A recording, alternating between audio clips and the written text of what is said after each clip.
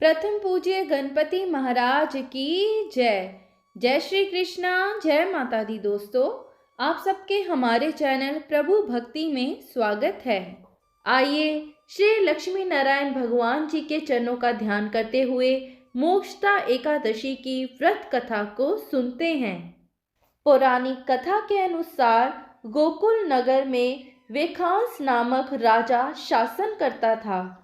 उनकी प्रजा उनसे बहुत ही संतुष्ट रहती थी। वह उन्हें किसी भी प्रकार की कमी नहीं होने देते थे। उनका राजकाज बड़े ही अच्छे ढंग से सुचारू रूप से चल रहा था। फिर एक दिन राजा जब निद्रा में थे तो उन्होंने देखा कि उनके पिता नरक में यातनाएं झेल रहे हैं और दुख भोग रहे हैं।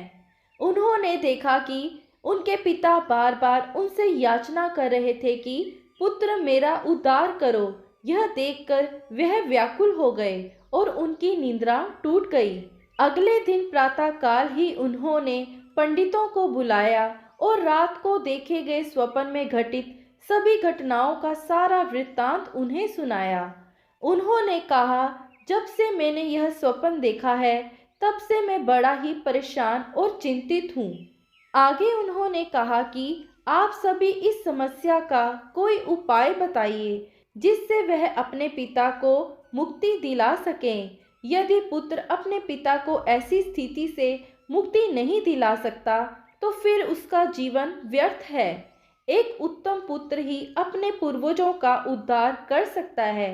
राजा की बात सुनने के बाद सभी पंडितों ने कहा कि हे राजन, यहाँ से कुछ दूरी पर ही पर्वत ऋषि का आश्रम है। वह त्रिकालदर्शी हैं। इसके लिए आपको उनके पास जाकर अपने पिता के उद्धार के लिए उपाय की याचना करनी चाहिए। उनके पास इस समस्या का समाधान अवश्य ही होगा।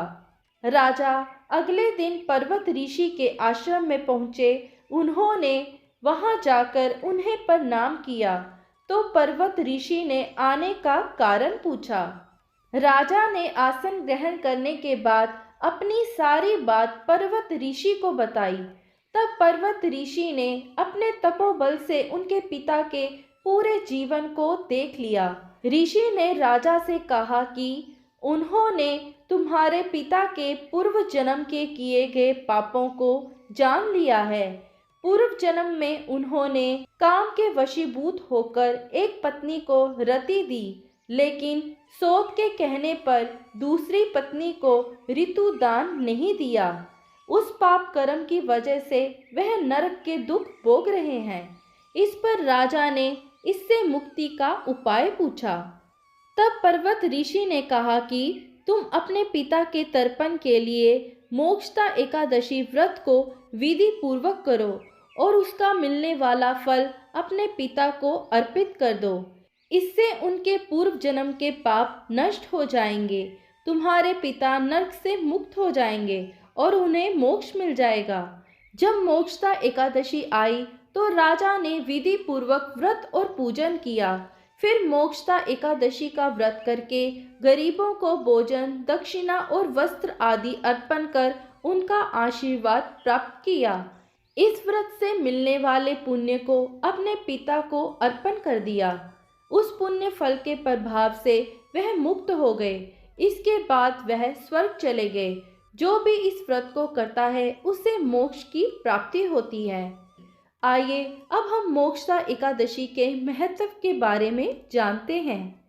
शास्त्रों के अनुसार मोक्षदा एकादशी के दिन व्रत करने वाले व्रतधारियों के पितृ नीच योनि से मुक्त होकर वैकुंठ धाम चले जाते हैं। यह पितृ अपने परिवार को धन धान्य और पुत्र आदि की प्राप्ति के लिए आशीर्वाद देते हैं। इस एकादशी व्रत के प्रभाव से उपासक की कीर्ति में बढ़ोतरी होती है और जीवन में अपार खुशियां आ जाती हैं। उपासक के लिए वैकुंठ धाम का द्वार खुल जाता है और उसे पूरे वर्ष में आने वाली एकादशी के बराबर फल मिलता है। यहीं पर मोक्षदा एकादशी की व्रत कथा समाप्त हुई। अगर आपको ये कथा अच्छी लगी हो तो कमेंट बॉक्स में श्री लक्ष्मी नारायण भगवान की जय अवश्य लिखिएगा। आप सबका दिन शुभ रहे। धन्यवाद।